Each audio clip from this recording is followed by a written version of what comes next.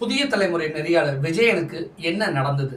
இதுதான் இன்னைக்கு தமிழ்நாட்டில் இருக்கக்கூடிய ஒட்டுமொத்த மீடியாவோடையும் டாக் ஆஃப் த டவுனாக மாறி போயிருக்கு. விஜய்க்கு ஏன் இந்த வேலை? முதல்ல புதிய தலைமுறை நெறியாளர் விஜயனை கைது செஞ்சது முதலமைச்சர் விஜய்க்கு தெரியுமா அப்படிங்கிற ஒரு கேள்வியும் இப்போ எழுந்திருக்கு. முதலமைச்சர் விஜய் சொல்லி தான் புதிய தலைமுறை நெறியாளர் விஜயனை கைது பண்ணாங்களா அப்படிங்கிற கேள்விகளும் இப்போ எழுந்திருக்கு. முதலமைச்சர் விஜய் சொல்லலாட்டி யார் சொல்லி புதிய தலைமுறை நெறியாளர் விஜயனை கைது பண்ணாங்க அப்படிங்கிற கேள்விகளும் எழுந்திருக்கு. ஒரு முக்கியமான ஒரு மெயின் ஸ்ட்ரீம் மீடியாவில் ஒரு மூத்த பத்திரிகையாளராக வேலை பார்க்கக்கூடிய ஒரு பொலிட்டிக்கல் டிபேட் நடத்தக்கூடிய ஒரு ஜேர்னலிஸ்ட்டை மிட் நைட்டில் 2 முறை வர வச்சு அவர்கிட்ட இருந்து ஃபோனை பிடுங்கி ஏன் நைட்டு 12 மணிக்கு தான் விசாரணை நடத்தணுமா, ஏன் மறுபடியும் 2 மணிக்கு நைட்டு வர சொன்னீங்களே, அதிகாரிகள்லாம் பகலில் எங்கே போயிருந்தாங்க அப்படிங்கிற சில கேள்விகள்லாம் இருக்கு இல்லையா. நைட்டு 2 மணிக்கு ஏன் ஒருத்தர் ஜேர்னலிஸ்ட்டை கூப்பிட்டு விசாரிச்சு அவருக்கு கையிலேருந்து ஃபோனை பிடுங்கணும், திருப்பி ஏன் வீட்டுக்கு அனுப்பணும், திருப்பி ஏன் காலைல 11 மணிக்கு வர வைக்கணும், ஏன் அன்னைக்கு டே ஃபுல்லாக 7 மணி வரைக்கும் வெயிட் பண்ண வைக்கணும் அப்படிங்கிற இவ்வளோ கேள்விகள் இருக்குல்ல. ஒரு நேர்மையாக இருக்கக்கூடிய ஒரு ஜேர்னலிஸ்ட்டுக்கு காவல்துறை ஹிட்லர் பாணியில் இப்படி தான் செயல்படுமா அப்படிங்கிற பல்வேறு விமர்சனங்கள் இன்னைக்கு தாவேக அரசு மீது, விஜய் மீதும், போலீஸார் மீதும் மிக கடுமையான விமர்சனங்கள் முன்வைக்கப்படுது. விஜயனை நீங்கள் அரெஸ்ட் பண்ணிட்டீங்க, ரைட்டு. ஆனால் அமமுக வேட்பாளர் காமராஜர் திடீர்னு மாயமானார், திடீர்னு தாவேக்காவுக்கு கையெழுத்து போட்டார், திடீர்னு இல்லைன்னாரு, சட்டசபையில் திடீர்னு விஜய்க்கு ஆதரவாக வாக்களிச்சாரு. இன்னைக்கு வரைக்கும் அதிமுக எம்எல்ஏக்கள் விஜயபாஸ்கர் வரைக்கும் அடுத்தடுத்து இன்னைக்கு வரைக்குமே தாவேக்கால் ஐக்கியமாகிட்டே இருக்காங்களா, அந்த வாஷிங் மிஷினில் வெளுத்துக்கிட்டே இருக்கிறாங்களே. அப்போ அதுக்கெல்லாம் போலீஸார் ஹிட்லர் பாணியில் எந்த நடவடிக்கையும் எடுக்காதா? ஏன் ஜேர்னலிஸ்ட்டை குறி வைக்கணும் அப்படிங்கிற டிபேட்டு தான் இன்னைக்கு ஹார்ட் ஆஃப் த டாப்பிக்காக மாறி போயிருக்கு. ஏற்கனவே இது ஜோடிக்கப்பட்ட ஒரு வழக்கு அப்படின்னு ஒரு பக்கம் இருக்குது. ஆனால் அதுக்குள்ளேயே போகலை. ஏன், எதுக்காக இவ்வளோ தூரம் விஜயனை கைது பண்ணணும், விஜயனுக்கு என்ன நடந்துச்சு அப்படின்னு பல்வேறு மூத்த பத்திரிகையாளர்கள், மூத்த ஜேர்னலிஸ்ட் எல்லாரும் ஒவ்வொரு விதமான கருத்துக்களை தெரிவிக்கிறாங்க. புதிய தலைமுறை ஆசிரியராக இருக்கக்கூடிய ஆசிரியர் சமஸ் அவர்கள் வெளியிட்ட கருத்தை தான் இன்றைக்கி நான் உங்ககிட்ட இப்போ ஷேர் பண்ண போகிறேன். அந்த கருத்தில் உடன்படுறேன். விஜயனுக்கு என்ன நடந்துச்சு? தமிழ்நாட்டில் இருக்கக்கூடிய மீடியாக்கள்லேயே மிக முக்கியமான நெறியாளர்களில் ஒருத்தராக இருக்கார் விஜயன். எந்த கட்சி சார்பும் இல்லாமல் எல்லோருக்கும் உரிய இடம் அளிக்கக்கூடிய வகையில் தான் அவர் நடத்தக்கூடிய நேர்காணலும் விவாதங்களும் அப்படி தான் அமைஞ்சிருக்கும். இப்படி தான் எடுக்கக்கூடிய ஒவ்வொரு விவாதத்துலேயுமே தனக்குன்னு கண்ணியமான ஒரு இடத்த உருவாக்கியிருக்காரு. விஜயன் கேட்கக்கூடிய கேள்வியில் கூட கண்ணிய குறைவு இருக்காது, அவ்வளோ நிதானம் இருக்கும், அவ்வளோ அக்கௌண்டபிலிட்டி இருக்கும். அந்தளவுக்கான அவருடைய கேள்வி இருக்கும். நான் நிறையா உற்று நோக்கியிருக்கேன். விஜயன் வெறும் செய்தியாளர் மட்டும் கிடையாது, வெறும் நெறியாளர் மட்டும் கிடையாது, தமிழ் செயற்பாட்டாளர், நல்ல பேச்சாளர், இவ்வளவு அடையாளங்களை கொண்ட ஒரு மீதான மிக மோசமான ஒரு வன்முறையை நிகழ்த்தி இருக்கு இந்த காவல்துறை அப்படிங்கிற குற்றச்சாட்டுகள் இப்போ முன்வைக்கப்பட்டிருக்கு. திருநாவுக்கரசு என்பவர் கருத்து கணிப்பு நடத்தக்கூடியவர். தொலைக்காட்சிகளில் அரசியல் விமர்சகராக விவாதங்களில் பங்கேற்றிருக்காரு. இதுதான் 2 வாரங்களுக்கு முன்பு வரை அவரை பற்றிய உலகம் அறிந்த ஒரு விஷயம். எல்லா தொலைக்காட்சிகளுக்கும் விவாத நிகழ்ச்சிகளுக்கு அவர் போயிருக்காரு. அதன் அடிப்படையில் தான் புதிய தலைமுறை தொலைக்காட்சிக்குமே அவர் வந்திருக்காரு. இப்படி வரக்கூடிய எல்லா கெஸ்ட்டுக்கிட்டேயுமே, எல்லா விருந்தினர்களோட தொழில் நிமித்தமாக பத்திரிகையாளர்கள் ஒரு பாண்டிங்கில் அல்லது ஒரு காண்டாக்டில், ஒரு கனெக்டில் இருப்பாங்க. செய்திகள் ஏதாவது அப்டேட் வந்திருக்கா, புதுசாக ஏதாவது செய்திகள் வந்திருக்கா அப்படின்னு. அப்படியான ஒரு உறவு தான் திருநாவுக்கரசுக்கும் விஜயனுக்குமான ஒரு உறவாக இருந்திருக்கு.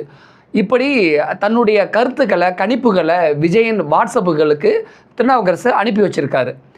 தாவேக ஆட்சி கவிழ்க்கிற வேலை நடக்குது அப்படிங்கிற மாதிரியான ஒரு செய்தியை கொஞ்ச நாளைக்கு முன்னாடி விஜயனுடைய செல்ஃபோனுக்கு அவர் அனுப்பியிருக்காரு, திருநாவுக்கரசு அனுப்பி வச்சுருக்காரு. இந்த செய்தியை பார்த்தோன்னே அப்படியா என்ன நடக்குது அப்படின்னு கேட்டிருக்காங்க. இப்போ எனக்கு ஒரு செய்தி வருது, பார்த்தோன்னே அப்படியா என்ன விஷயம், ஏன் அப்படி சொல்கிறீங்க, என்ன நடக்குது அப்படின்னு நம்ம கேட்க மாட்டோமா, அது மாதிரி அவர் கேட்டிருக்காரு. இதுதான் அன்றைக்கி நடந்திருக்கு. இந்த விஷயத்தை டெஸ்கில் டிஸ்கஸ் பண்ணி அன்னைக்கு புதிய தலைமுறை நடக்கக்கூடிய நேர்பட பேசு நிகழ்ச்சியில் இதையே தலைப்பாக வச்சு கூட அவங்க டிபேட் பண்ணியிருக்காங்க. அதில் திருநாவுக்கரசும் கலந்துருக்காரு. விஜயன் தான் அந்த நிகழ்ச்சியை தொகுத்து வழங்கியிருக்காரு. இதுதான் எடிட்டோரியலில், அதாவது ஆசிரியர் குழுவில் பகிர்ந்து கொண்ட செய்தி அன்றைக்கி டிபேட்டபுள் பொருளாகவும் மாறி இருக்கு. திருநாவுக்கரசும் மற்ற சேனலில் பேசுகிற மாதிரி புதிய தலைமுறையில் பேசியிருக்காரு. அதாவது தாவேக ஆட்சி உருவான நாள் முதல் இப்படியான பேச்சுக்கள் தான் நாலா பக்கமும் சிறகடிச்சு பறந்துக்கிட்டு இருந்துச்சு. யாருமே இது ஒரு விஷயமாகவே எடுத்துக்கலை, யாரும் இது ஒரு பொருட்டாகவே ஃபஸ்ட்டு மதிக்கலை. அதனால் விஜய் ஆட்சி தொடரும் அப்படின்னு நம்பிக்கை தான் எல்லாருக்குமே இருந்துச்சு. விஜயன் உட்பட, நான் உட்பட எங்கள் எல்லாருக்குமே விஜய் ஆட்சி தொடரும், அதெல்லாம் யாரும் எதுவும் பண்ணிட முடியாது அப்படின்னு தான் நாங்கள் நினச்சோம். திருநாவுக்கரசு திடீர்னு கைது செய்யப்பட்டதுமே என்னடா நடக்குது அப்படின்னு எல்லாருமே பேசிக்கிட்டோம். நான் உட்பட எல்லாருமே அங்கே பேசிக்கிட்டாங்க. இந்த சூழலில் தான் நேற்று முன்தினம் வந்து இந்த வழக்கு தொடர்பாக சாட்சியாக விசாரிக்க வேண்டியிருக்கு அப்படின்னு விஜயனுக்கு போலீஸார் வந்து சம்மன் கொடுத்து கையோட போலீஸ் ஸ்டேஷன் கூட்டிகிட்டு போயிருக்காங்க. இந்த விஷயத்தை விஜயன் வந்து புதிய தலைமுறை டீம் ஹெட்டிட்ட சொல்லியிருக்காரு. அந்த ஆசிரியர் குழுலாம் சேர்ந்து முடிவெடுத்து இந்த கேஸில் சாட்சி விசாரணை அப்படிங்கிற இந்த வழக்குக்கு வந்து அவசியமானதாக இருக்கக்கூடும் அப்படிங்கிறதுனால முழு ஒத்துழைப்பு நம்ம கொடுக்கலாம் அப்படின்னு முடிவெடுத்து தான் விஜயனை வந்து போலீஸ் ஸ்டேஷனுக்கு அனுப்பி வைக்கப்படுகிறார். அப்படி தான் விஜயன் போகிறார். விஜயன் போலீஸ் ஸ்டேஷன் போகணும் அப்படிங்கிறதுக்காக அன்றைக்கி நேர்படு பேசி திட்டமிட்டு இருந்த நேர்படு பேசி நிகழ்ச்சியை கூட கேன்சல் பண்ணிவிட்டு போலீஸ் ஸ்டேஷனுக்கு வந்து ஆஃபீஸே அனுப்பி வச்சாங்க. கூட சில பத்திரிகை நண்பர்களுமே போனாங்க. திருநாவுக்கரசு உடனான வாட்ஸ்அப் உரையாடல்கள் எல்லாவற்றையுமே விஜயன் சொல்லியிருக்காரு. போலீஸார்கிட்டே அந்த வாட்ஸ்அப் செய்திகளை அவர் காட்டியிருக்காரு. நைட்டு 12 மணி வரைக்கும் இந்த விசாரணை நடந்து முடிஞ்சிருக்கு. 12 மணிக்கு அப்புறம் தான் விஜயனை வந்து வேறு விஷயங்கள் அப்படின்னு சொல்லிட்டு அவரை வீட்டுக்கு அனுப்பி வச்சுட்டாங்க. மறுபடியும் வீட்டுக்கு போயிருக்கு. அவர் திருப்பி ஃபோன் பண்ணி திருப்பி இமிடியேட்டாக வாங்க, மறுபடியும் விசாரிக்க வேண்டியிருக்கு அப்படின்னு மீண்டும் வர வச்சு ஃபஸ்ட்டு அவர்கிட்ட வந்து ஃபோனை பிடுங்கிக்கிட்டாங்க. கேட்க வேண்டிய கேள்விகளெல்லாம் முன்னாடியே கேட்டு வாங்கிட்டாங்க. நைட்டு 12 மணி வரைக்கும் விசாரணை போயிருக்கு. திருப்பி நைட்டு வீட்டுக்கு போயிருக்க ஒரு பர்சனை திருப்பி வர வச்சு ஃபோனை பிடுங்கி வச்சுக்கிட்டாங்க. ஃபோனை பிடுங்கி வச்சுட்டு திருப்பி காலையில் விசாரணைக்கு வரணும்னு சொல்லி அனுப்பிச்சிட்டாங்க. திருப்பி காலையில் 11 மணிக்கு விஜயன் விசாரணைக்கு போலீஸ் ஸ்டேஷன் வந்திருக்காரு. ஈவினிங் 7 மணி வரைக்கும் விஜயனை சும்மாவே உட்கார வச்சு போலீஸ் தரப்புலேருந்து அவரை அலக்கழிச்சிருக்காங்க.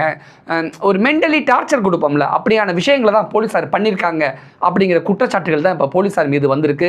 போலீஸார் ஹிட்லர் மாதிரி செயல்பட்டிருக்காங்கிற குற்றச்சாட்டும் போலீஸார் மீது முன்வைக்கப்பட்டிருக்கு. தாவேக ஆட்சி மீதும் ஹிட்லர் மாதிரி மீடியாவை நடத்துகிறாங்க அப்படிங்கிற விமர்சனங்களும் இப்போ முன்வைக்கப்பட்டிருக்கு. திடீர்னு விஜயன் கூட்டிகிட்டு போயிட்டு விஜயன் எங்கே இருக்காருன்னே தெரியல அப்படிங்கிற செய்திகள்லாம் பரப்பப்பட்டுச்சு. எல்லாருமே எதிர்ப்பு தெரிவிக்கும் விஜயன் ஒரு வழியாக விடுவிச்சிட்டாங்க. ஆனால் ஒரு மோசமான ஒரு செய்தி குறிப்பை போலீஸ் தரப்புலேருந்து வெளியிடப்படுகிறது. இது குறித்து போலீஸார் வெளியிட்ட அந்த செய்தி குறிப்பில் வந்து ஆட்சேபகரமான வகையில் அந்த குறுந்தகவல் அனுப்பி குற்ற சதியின் போது தொடர்ச்சியாக தொடர்பில் இருந்துள்ளார் அப்படின்னு சமஸ் இந்த இடத்துல தான் ரொம்ப தெளிவாக குறிப்பிடுறாரு. தொடர்பில் இருந்துள்ளார், குற்ற சதியின் போது கூட தொடர்பில் இருந்துள்ளார் அப்படின்னு விஜயனை குறிப்பிட்டு அந்த செய்தி அறிக்கை வெளியிடப்படுறது. ஒரு சாதாரண குடும்ப பின்னணியிலிருந்து வரக்கூடிய விஜயன் இது நாள் வரைக்கும் கண்ணியமான வகையில் செயல்பட்டிருக்காரு. ஒரு பத்திரிகையாளர் மீது பெரும் அசிங்கத்தை இதன் மூலமாக வீசி இருக்கிறது காவல்துறை. ஒருவருடைய ஆளுமையையும் மதிப்பையும் முற்றிலுமாக குலைக்கக்கூடிய வகையில் செயல்பட்டிருக்கு இந்த விஷயம். ஒரு மனிதனுடைய சமூக மதிப்பும் கண்ணியமும் அவரது வாழ்வாதாரத்தின் ஒரு பகுதியாக இருக்குது. முறையான ஆதாரங்கள் இல்லாமல் ஒரு பத்திரிகையாளர் தொடர்பில் வெளியிடப்பட்டுள்ள இந்த செய்தி குறிப்பானது ஒருவருடைய ஆளுமையை சிதைக்கக்கூடிய மனித உரிமை தாக்குதல் அப்படின்னு சமஸ் மிக கடுமையாக விமர்சனத்தை முன் வச்சிருக்காரு. மிக நுட்பமான முறையில் உருவாக்கப்பட்டுள்ள இந்த அவதூறு வாசிப்பவரை கற்பனையின் எந்த எல்லைக்கும் தள்ளும் கூர்மொழி தாக்குதல் அப்படின்னு சமஸ் சொல்லியிருக்காரு. தாவேக ஆட்சியை கவிழ்க்க முயற்சி நடக்குது அப்படிங்கிற விஷயங்களை ஆளுங்கட்சி அமைச்சர்கள் திரும்ப திரும்ப பேசிக்கிட்டே வராங்க. இந்த ஆட்சி 6 மாதம் கூட நீடிக்காது அப்படின்னு திமுகவும் அதிமுக அப்படின்னு பல்வேறு கட்சிகள் முக்கிய தலைவர்களும் வாரத்துக்கு ஒரு முறையாவது இதை பற்றி பேசிக்கிட்டு தான் இருக்காங்க. எல்லா பத்திரிகைகளும் இது தொடர்பான செய்திகள் கிட்டத்தட்ட 1 மாதமாக வெளியாகிட்டே தான் இருக்குது. அப்படி இருக்கும் பொழுது ஏதோ யாருக்கோ தெரியாத ஒரு ரகசியத்தை இவங்க 2 பேரும் பேசிக்கிட்டாங்க அப்படிங்கிற ஒரு குற்றச்சாட்டை சுமத்தி அப்படி ஒரு குற்ற தோணியில் ஆட்சேபகரமான குறுந்தகவல் என்ற வரையறை மூலம் எப்படி உருவாக்குகிறது காவல்துறை அப்படிங்கிற கேள்வி தான் முன்வைக்கப்படுது. பத்திரிகையாளர் என்றால் வீரப்பனுடனும் பேச வேணும், தேவாரத்துடனும் பேச வேணும், தாவூத் இப்ராஹிமுடனும் பேச வேண்டும், அவங்க கூட தொடர்பிலும் இருக்கணும், எஸ்பி, டிஜி, டிஏஜி, ஐஜி, டிஜிபி இவங்க கூடயும் தொடர்பில் இருக்கணும், அதிகாரிகள் இப்படி எல்லா மட்டத்திலுமே பத்திரிகையாளர்கள் தொடர்பில் இருக்கணும் அப்படின்னு தான் பத்திரிகையாளர்களுக்கு கற்பிக்கக்கூடிய ஒரு பாடமாக இருக்குது. இந்த ஜனநாயகத்தில் குற்றவாளிகள் கூடவே உரையாடக்கூடிய சுதந்திரம் பத்திரிகையாளர்களுக்கு மட்டும்தான் இருக்குது. ஆனால் அந்த உரையாடல் நடந்த காலகட்டத்தில் திருநாவுக்கரசு எந்த குற்றத்தோடு சம்பந்தப்பட்டு அறியப்பட்டாரோ குற்ற வரலாறு கொண்டவரோ அவர் கிடையாது. அப்படி இருக்க அவருடன் அந்த காலகட்டத்தில் உரையாடிய ஒருவர் மீது குற்ற சதியின் போது தொடர்ச்சியான தொடர்பில் இருந்துள்ளார் என்று அவதூறு கட்டுவது எத்தகைய கடுமையான கொடும் செயல் அப்படின்னு சமஸ் குற்றம் சாட்டியிருக்காரு. சாமானிய மனிதன் மீதான இத்தகைய ஆளுமை சிதைவும் அச்சுறுத்தல் வலைவீச்சும் உள்ளபடி மோசமான ஒரு கொடுமை அப்படின்னும் கடுமையாக சாடியிருக்காரு. இதை அரசு சார் அமைப்புகளே செய்வது மிகவும் அவமானகாரமானது அப்படின்னு சொல்லியிருக்காரு. விஜய் என்னும் தனிநபர் சார்ந்த விவகாரம் மட்டும் இது கிடையாது. பத்திரிகை சுதந்திரம், தகவல் அறியும் உரிமை, தனிமனித கண்ணியம், மதிப்பு, அதிகார சமநிலை, பொறுப்புடைமை என்று பல விஷயங்கள் மீதான தாக்குதல் இது அப்படின்னு மிக கடுமையாக போலீஸாரை சாடியிருக்காரு. தாவேக ஆட்சியையும் சாடியிருக்காரு. சாட்சிகளை பயமுறுத்தும் போக்கு, பத்திரிகையாளர் மத்தியில் சுய தணிக்கை முயற்சியை திணிக்கும் அச்சுறுத்தல், அரசின் அங்கங்களே அதிகாரப்பூர்வமாக அவதூறுகள் பரப்புவதை இயல்பாக்குதல் அப்படிங்கிற பல தீவிரமான உள்ளடக்கங்களை கொண்டு இந்த விஷயங்கள் கொண்டு இருக்குது. காவல்துறை அப்படி தான் செயல்படுது, எவரும் சட்டத்திற்கு மேலானவர்கள் அல்ல அப்படிங்கிற ஒரு விஷயத்தில் விசாரணைக்கு அழைக்கலாம். உண்மையாகவே தவறு செய்து இருக்கக்கூடிய பட்சத்தில் தவறு நடந்திருந்தால் உரிய நடவடிக்கைகள் எடுக்கலாம். இது முழு சுதந்திரம் போலீஸாருக்கு இருக்குது. ஆனால் எதுவுமே சட்டப்படி நடக்க வேண்டும் அப்படின்னு விதிமுறை எல்லாருக்குமே இருக்குல்ல. சாட்சிக்கு அழைக்கப்பட்ட பத்திரிகையாளரை ஒரு குற்றவாளி போன்று சித்தரிக்கக்கூடிய போலீஸாருடைய இந்த போக்கு கடுமையாக கண்டனத்துக்குரியதுன்னு கடுமையாக சாடியிருக்காரு. நடத்தை சார் வன்முறை, ஜனநாயகத்தின் மீதான தாக்குதல், தமிழக காவல்துறை தொடர்பில் அகில இந்திய அளவில் உருவாக்கி இருக்கக்கூடிய சித்திரம் உண்மையில் மிகுந்த கவலை அளிக்கிறது. தென்னகத்திலேயே அதிகமான காவல் மரணங்கள் நடக்கக்கூடிய மாநிலம் தமிழ்நாடாக இருக்குது. அதிகம் என்கவுண்டர் நடக்கக்கூடிய மாநிலம் தமிழ்நாடாக இருக்குது. கருத்துரிமையை ஒடுக்கக்கூடிய குண்டர் சட்டத்தை பிரயோகப்படுத்தக்கூடிய மாநிலம் தமிழ்நாடாக இருக்குது. இப்படி சித்திரவதை கலாச்சாரம் கொண்ட காவல்துறையை கொண்ட மாநிலம் தமிழ்நாடாக இருக்குது. இப்படிப்பட்ட சித்திரம் தமிழ்நாட்டு அரசின் மீது மதிப்பீட்டையும் சேர்த்தே தீர்மானிக்கும், குலைக்கும் அப்படின்னு மிக கடுமையான விமர்சனங்களை காவல்துறை மீதும் தாவேக அரசு மீதும் புதிய தலைமுறை ஆசிரியர் முன் வச்சிருக்காரு. காவல்துறைக்கு பொறுப்பேற்றிருக்கக்கூடிய முதல்வர் விஜய் காவல்துறையை சீர்திருத்த தக்க உரிய பொறுப்பில் அமர்ந்துள்ள உயர் அதிகாரிகள் யாவருமே நம் காவல்துறையை மறுசீரமைப்பது தொடர்பில் தீவிரமாக சிந்திக்க வேண்டும். ஒவ்வொரு அத்துமீறல் தொடர்பிலும் சம்பந்தப்பட்டோர் மீது தீவிரமான நடவடிக்கைகள் எடுப்பதும், எல்லா நிலையிலும் பொறுப்புணர்வின் கீழ் துறையை கொண்டு வருவதுமே அதற்கான முதற்படி அப்படின்னு மிக காட்டமாகவும் மிக கடுமையாகவும் தாவேக அரசையும் முதலமைச்சர் விஜய் அவர்களையும் காவல்துறையையும் மிக கடுமையாக சாடியிருக்காரு. திமுக ஆட்சியிலையுமே சில பத்திரிகையாளர்கள் கைது செய்யப்பட்டாங்க. அதிமுக ஆட்சியிலையுமே சில பத்திரிகையாளர்கள் கைது செய்யப்பட்டாங்க. ஆனால் விஜய் தன்னை ஒரு தூய சக்தின்னு சொல்லிட்டு, தன்னை ஒரு மாற்றம்னு சொல்லிட்டு நேர்மையாக நடக்கக்கூடிய பத்திரிகையாளர்களை கைது செய்யும் பொழுது விஜய் எப்படி ஒரு மாற்றமாக இருக்க முடியும்? தாவேக அப்படி ஒரு மாற்றமாக இருக்க முடியும்?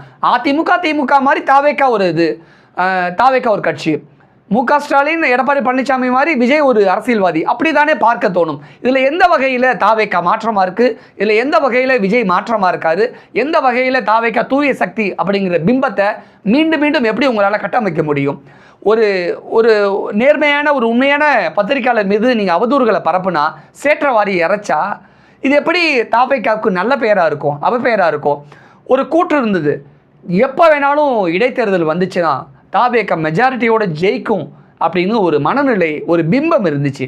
ஆனால் தாவேக இந்த மாதிரியான செயல்பாடுகளில், முதலமைச்சர் விஜய் இந்த மாதிரியான செயல்பாடுகளில் இறங்குனா மக்கள் அந்த சகிப்புத்தன்மையை விட்டு வெளியில் வந்துடுவாங்க. கண்டிப்பாக 108 இடங்களில் ஜெயிச்ச தாவேகனால இந்த மாதிரியான சூழல்கள் விஜய் மறுபடியும் இப்படியே பண்ணிக்கிட்டு இருந்தாருன்னா, ஒருவேளை விஜய்க்கே தெரியாமல் வேற ஒரு அமைச்சர் இதே மாதிரி பண்ணிக்கிட்டே இருந்தாருன்னா ஒட்டுமொத்த கெட்ட பேரும் விஜய்க்கும் தாவேகாவுக்கும் தான். இதே மாதிரி நீங்கள் பண்ணிக்கிட்டே இருந்தீங்கன்னா எப்போ இடைத்தேர்தல் வந்தாலும் கண்டிப்பாக தாவேக ஆட்சிக்கு வர முடியாது அப்படிங்கிற ஒரு அசாதாரணமான சூழல் கொஞ்சம் கொஞ்சமாக மெல்ல உருவாக்கிக்கிட்டு இருக்கு. நடுநிலை வாக்காளர்களை தாவேக கோவப்படுத்த ஆரம்பிச்சிருச்சு. விஜய் இதை பண்ணுறாரோ இல்லையோ, விஜய்க்கு கீழே இருக்கக்கூடிய அமைச்சர்கள் பண்ணாலும் அது விஜய்க்கு தான் கெட்ட பேர், தமிழக வெற்றி கழகத்துக்கு தான் கெட்ட பேர். நான் தான் முதல்வர், விஜயெல்லாம் முதல்வர் கிடையாது அப்படின்னு நினச்சி செயல்படக்கூடிய அமைச்சர்கள் தயவு செஞ்சு திருந்துங்க அப்படிங்கிற ஒரு வேண்டுகோளோடு விஜயின் கைது செய்யப்பட்ட விவகாரம் தாவேகாவுக்கு மிகப்பெரிய அவப்பெயர், மிகப்பெரிய ஒரு கரும்புள்ளி அப்படிங்கிறத முதலமைச்சர் விஜய் அவர்களுடைய கவனத்துக்கு கொண்டுட்டு வருவதின் நோக்கத்தின் அடிப்படையில் தான் இந்த வீடியோ நாங்கள் வெளியிட்டிருக்கோம். மற்றபடி எங்களுக்கு எந்த ஒரு உள்நோக்கமும் கிடையாது அப்படிங்கிறதை நாங்கள் பதிவு பண்ணிக்கிறோம். உங்களுடைய கருத்துக்கள் என்ன அப்படிங்கிறதை கீழே கமெண்ட்ஸில் பதிவிடுங்க. நன்றி.